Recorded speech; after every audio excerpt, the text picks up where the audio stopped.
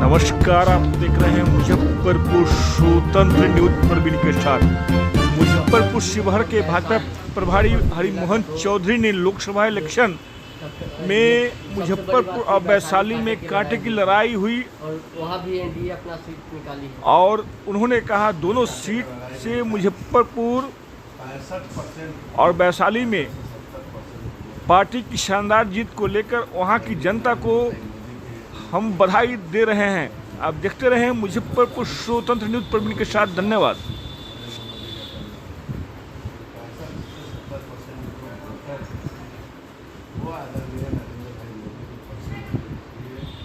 इसी सीट पे कोई कांटे का लड़ाई नहीं था। कई जगह हमारे विपक्षियों ने पूरे बिहार में आप देखिए तेजस्वी को इतना मंडल में सभा करने के बाद तेजस्वी को संविधान को खतरा है, लोकतंत्र को खतरा है, लोकतंत्र बचाना है, ये कुछ जेड है, अमुक जात का ये नेता हम खड़ा कर दिए हैं तो अमुक जात को हम बढ़ावा दिए हैं।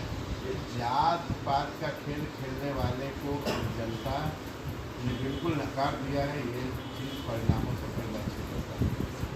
इसलिए अब विकासवाद चलेगा, राष्ट्रवाद चलेगा, विकास की बात होगी, राष्ट्र की बात होगी। राष्ट्र किसके नेतृत्व में परम वैभव पर पहुँचे, राष्ट्र किसके नेतृत्व में शक्तिशाली हो, राष्ट्र किसके नेतृत्व में सुरक्षित है, ये बातें होती है लोकसभा चुनाव में। विकास की बातें होती है लोकसभा चुनाव में।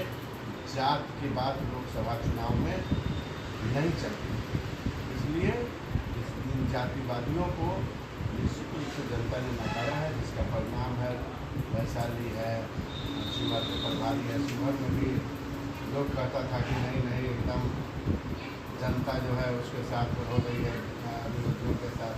लेकिन आप परिणाम देख लीजिए, आप मुजफ्फरपुर देख लीजिए, वैशाली देख लीजिए, एक से एक लोकसभा का सीट उस जगह पे हम अपने कारणों से हारे हैं। हमें हराया किसी ने नहीं, हमको हराए किसी में इतना दम नहीं।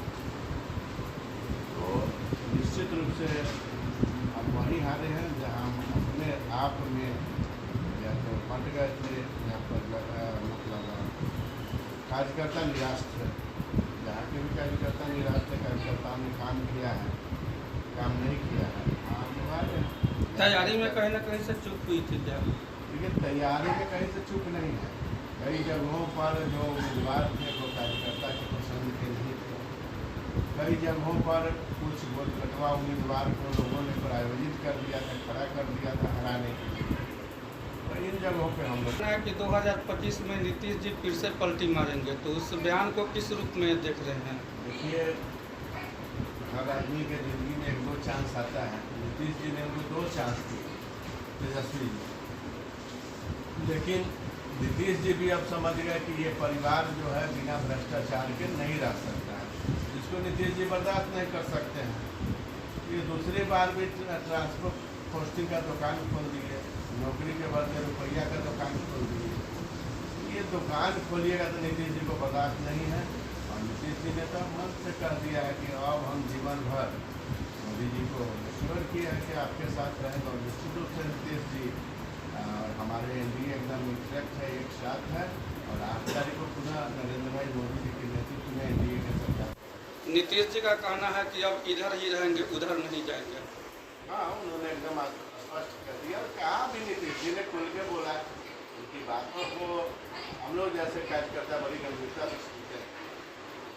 उन्होंने कहा कि हमने परिवार को मौका दिया कि समाजवादी परिवार था और हम लोगों ने साथ काम किया था तो 2 बार मौका दिया। लेकिन वो परिवार बिना भ्रष्टाचार के नहीं रह सकता। अब आप बताइए कि नीतीश जी ने जनता को जवाब दे, जो लोग कहते हैं कि लोकतंत्र खतरे में है, संविधान खतरे में पड़ जाएगा, नौकरी की बात करते हैं। तो उनके घर में कौन नौकरी था? जिस आदमी के पास 2200 रुपया का बर्तन नहीं था लालू यादव जी के पास, उसको 5600 करोड़ रुपया का घोषित संपत्ति है। 5625 करोड़ रुपया का घोषित संपत्ति है। न्यूज में देखा 5625 करोड़ रुपया का उनके पास जो है घोषित संपत्ति है।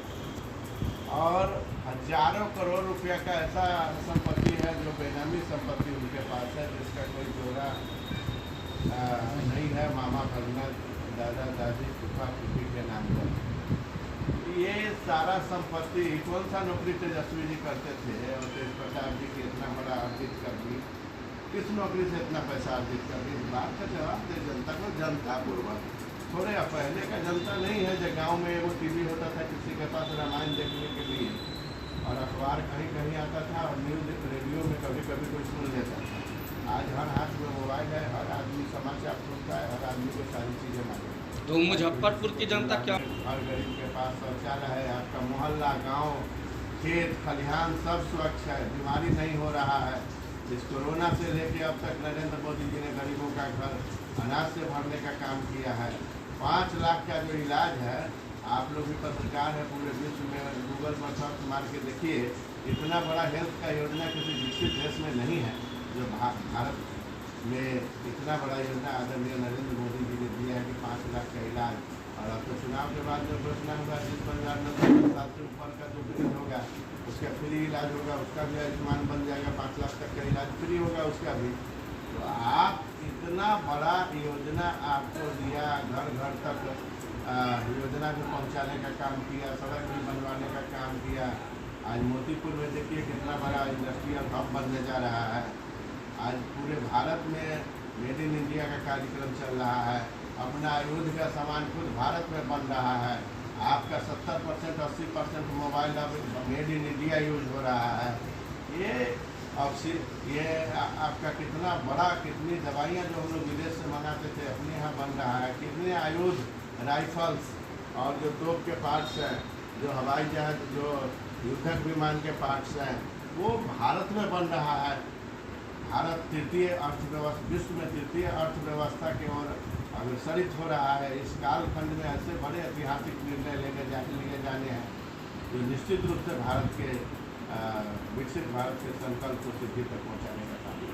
वैशाली लोकसभा में चीनी मिल का भी मुद्दा रखा गया था, जो जीतने के बाद चीनी मिल चालू किया जाएगा। चीनी मिल का पूरा पार्ट जो है ना जर्जर हो चुका है, और वहाँ के स्थानीय कुछ जो है ना उचक्के उस पार्ट को बेच भी चुके हैं। चीनी मिल पुनः फिर से स्थापित करना, तो किसानों के लिए इथेनॉल का फैक्ट्री खुला है।